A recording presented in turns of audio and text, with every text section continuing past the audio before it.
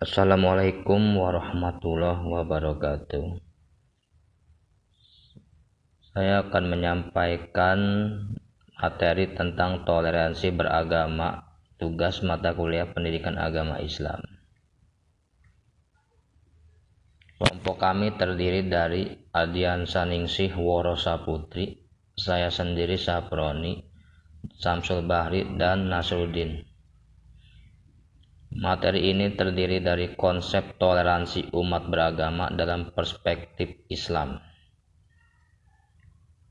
Materi pertama akan saya sampaikan yaitu toleransi dalam Islam. Toleransi dalam Islam yaitu agama menjadi sebagai integrator sosial yang mempunyai fungsi sebagai perekat antar umat manusia terhadap sesama.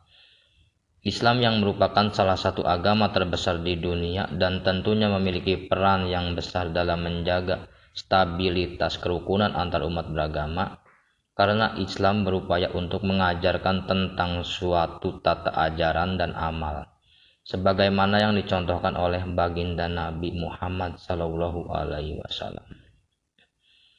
Materi yang kedua akan disampaikan oleh Saudara Samsul Bahri tentang toleransi antar umat seagama, beragama, dan pemerintah. Assalamualaikum warahmatullahi wabarakatuh. Saya akan menjelaskan sedikitnya tentang toleransi antar umat seagama, beragama, dan pemerintah. Kerukunan umat beragama merupakan konsep yang digulirkan oleh pemerintah Indonesia dalam upaya menciptakan kehidupan masyarakat antar umat beragama dan rukun. Perbedaan atau kebinekaan Nusantara tidaklah diciptakan dalam satu waktu saja. Proses perjalanan manusia di muka bumi Indonesia dengan wilayah yang luas menciptakan keberagaman suku dan etnis manusia. Maka lahir pula sekian puluh kepercayaan dan agama yang berkembang di setiap suku-suku Indonesia. Konsep kerukunan, kerukunan intern umat beragama, kerukunan antar umat beragama, dan kerukunan antara umat beragama dan pemerintah. Kebijakan pemerintah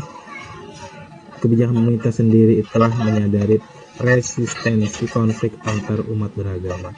Berbagai rambu peraturan telah disahkan agar meminimalisir bentrokan kepentingan antar umat beragama. Seluruh peraturan pemerintah yang membahas tentang kerukunan hayati antar umat beragama di Indonesia mencakup pada 4 pokok masalah, yaitu 1. Pendirian rumah ibadah, penyiaran agama, bantuan keagamaan dari luar negeri, tenaga asing, bidang keagamaan. Mungkin hanya itu saja yang bisa saya jelaskan. Selanjutnya akan disampaikan oleh Kang Anas. Materi ketiga yaitu tentang toleransi terhadap non-muslim dan batasannya yang akan disampaikan oleh Saudara Nasruddin. Bismillahirrahmanirrahim. Baik, saya akan lanjutkan materi yang sudah disampaikan oleh Saudara Sapran dan Samsul, yaitu sekarang poin ketiga, toleransi terhadap non-muslim dan batasannya. Islam meyakini bahwa wajib berbuat adil dan segala hal, termasuk dalam berinteraksi dengan non-muslim yang hidup di negara muslim yang menjamin keamanan setiap penduduknya. Bahkan tidak boleh berbuat zalim sekalipun pada non-muslim. Non-muslim terbagi menjadi beberapa kelompok. Suatu kesalahan fatal yang terjadi pada sebagian kaum muslimin adalah menyikapi semua orang kafir atau non-muslim dengan sikap yang sama. Padahal Allah dan Rasul-Nya membedakan orang kafir menjadi beberapa kelompok, sebagaimana dijelaskan para ulama. Yang pertama, kafir harbi atau kafir muharib. Yang kedua, kafir zimmi. Yang ketiga, kafir muahad. Yang keempat, kafir musta'man. Toleransi terhadap orang kafir ahlul ahdi, Islam agama yang samahah atau toleran.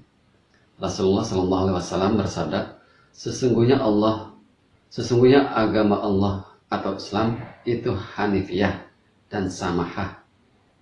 Hadis riwayat Bukhari secara mu'allaq Ahmad At-Tabrani. Bahkan terhadap orang kafir yang tidak memerangi Islam telah diatur adab-adab yang luar biasa. Di antaranya, pertama, dianjurkan berbuat baik dalam muamalah. Yang kedua, tidak boleh menyakiti mereka tanpa hak. Dan yang ketiga, dianjurkan berbuat baik kepada tetangga kafir. Toleransi tentu ada batasannya. Dalam hal ibadah dan ideologi, tentu tidak ada ruang untuk toleransi. Oleh karena itu, ada beberapa hal yang perlu diperhatikan dalam berinteraksi dengan non-muslim. Pertama, wajib membenci ajaran kekufuran dan orang kafir. Yang kedua, tidak boleh menjadikan orang kafir sebagai aulia. Yang ketiga, tidak boleh menyerupai orang kafir. Yang keempat, muslim dan kafir bukan saudara dan tidak saling mewarisi. Cukup sampai di sini. Saya ucapkan terima kasih. Assalamualaikum warahmatullahi wabarakatuh. Kesimpulan dari beberapa materi di atas yakni toleransi menjadi hal teraktualisasi dalam berbagai masalah yang ada dalam masyarakat, di mana kondisi masyarakat yang begitu multikultural, kehidupan yang harmonis, rukun, tentram tentu menjadi suatu hal yang diinginkan oleh masyarakat dewasa ini. Maka perlu adanya sebuah gerakan kesadaran dalam diri dalam untuk menentukan titik temu persatuan antar agama secara tulus tanpa mengganggu keyakinan yang diyakini oleh seseorang dalam beragama. Demikianlah materi yang telah kita sampaikan pada pertemuan ini atau presentasi ini. Semoga bermanfaat bagi kita semua, terutama bagi diri saya sendiri. Demikianlah saya ucapkan terima kasih.